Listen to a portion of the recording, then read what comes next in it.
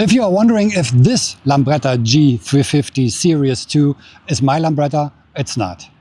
It's the Lambretta of my friend Micha from Cafe Racer 69 in Berlin, who specialized customizing scooters like Vespa and Lambretta. And this is an homage to a 60s looking mod Lambretta with a very special style. And I will show you some details of this wonderful Lambretta to see what's possible in customizing a Lambretta G350. I know what you are thinking. Why on earth would anyone put this many mirrors and lights on a scooter? But there's a real story behind this, and it's not about seeing what's behind you. Back in the late 50s and early 60s in London, a new crowd emerged. They called themselves modernists, or simply mods. They were tired of the grey, boring post-war life. They wanted precision, they wanted sharp Italian suits, polished shoes and perfect hair. And that's exactly why they chose Lambretta and Vespa. Think about it. You can't ride a greasy, oily motorbike in a tailor-made suit. You'd look like a mess. On a scooter, you stay clean. The mirrors? That was actually a bit of a middle finger to the law. When the UK government made the mirrors mandatory, the mods responded by putting 20 on it. It wasn't about function, it was about identity. It was about standing out. They spent their nights in clubs listening to American soul and Motown, and later brands like The Who and The Kings became the soundtrack of their lives. If you ever seen the movie Quadrophenia, then you know the vibe.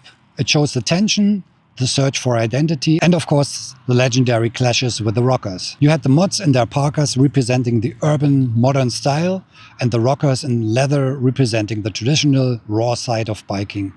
In 1964, it all exploded during the famous beach clashes in Brighton. Even today, Brighton is the heart of this culture. When you see the mods weekender now, it's a lot more peaceful. But the obsession with the detail is still there. And that brings me back to this G350.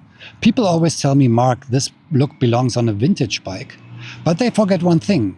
Mods were modernists. They didn't look back, they looked forward.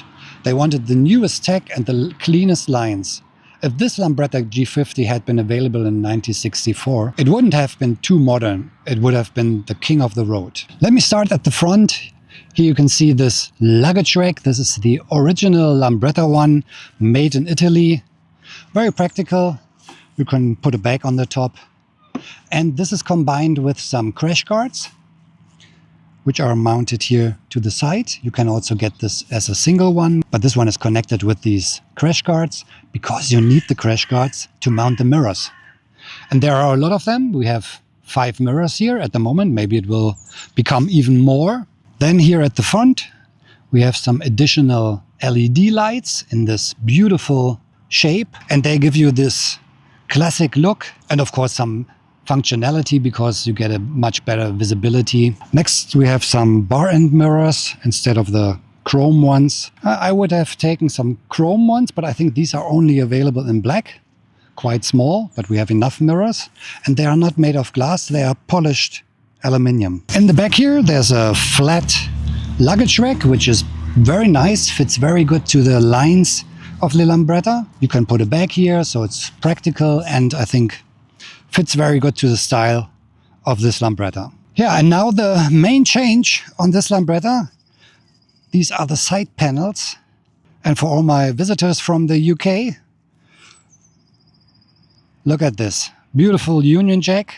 And it's a 3D Union Jack. And it looks a little bit, if you look at the side panels now, as if they are bent inside. So there's really a 3D effect on it. But of course, it's not bent, everything is okay. This scooter had no crash, nothing.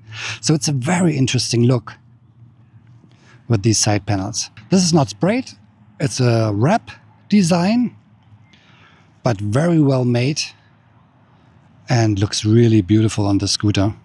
And of course, if you see the whole scooter, yeah, you get a lot of looks with it.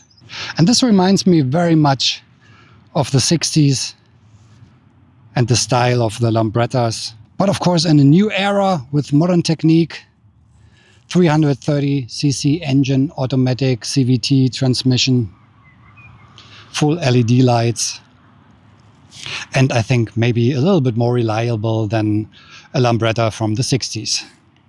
So what do you think about this modern Lambretta G350 in a design of the 60s, the mod style? I think it looks very interesting. It's a transformation of the mod styling into the modern times. Of course, there are a lot of things that can be done on the scooter, like a small windscreen, a fly screen, maybe more mirrors, more lights, a backrest. So there are still some possibilities for customization on this Lambretta G350. I think it looks very interesting, especially with these side panels here. You always get a look when you are riding the scooter in the city. Of course, I will show you the transformation of my Lambretta in the next videos.